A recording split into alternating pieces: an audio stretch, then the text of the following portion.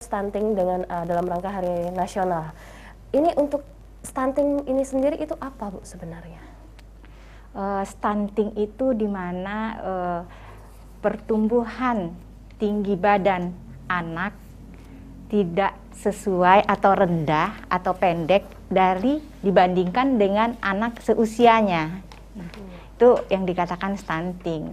Karena ini merupakan program ya pemerintah untuk mempercepat penanganan stunting ini. Oke, baik.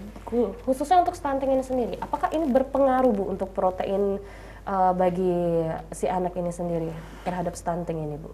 Jelas ya, karena protein itu udah jelas fungsinya untuk pertumbuhan ya. Pertumbuhan tulang untuk bertambah tinggi, perkembangan sel jaringan ya. Kemudian juga untuk antibodi supaya anak tidak mudah terinfeksi. Nah, di mana di protein hewani ini dapat suatu penelitian sudah mengatakan bahwa dapat mencegah stunting ini. Nah, kapan dimulai pemberian protein hewani ini? Itu sebenarnya mulai dari usia janin ya, ibu hamil itu sudah mulai diperhatikan kebutuhannya. Ya terutama ya protein tadi ya. Jadi di samping zat gizi lain juga karbohidrat, protein, kemudian lemak. Nah, protein inilah yang juga berperanan yang sangat penting dalam pencegahan stunting itu.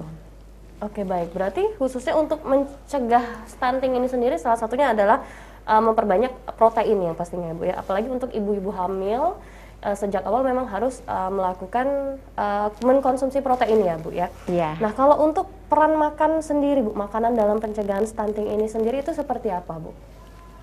Nah, di dalam makanan, artinya makanan itu tetap kita mempertimbangkan pola gizi seimbang ya. Jadi bagaimana gizi seimbang itu dapat memenuhi kebutuhan mulai dari awal hamil, kemudian pada saat janin, kemudian lahir sampai anak usia 2 tahun. Jadi artinya asupan zat gizi itu sangat berperan. Tapi kita meningkatkan jumlah protein hewaninya. Jadi secara kualitas dan kuantitas. Baik, berarti memang kita harus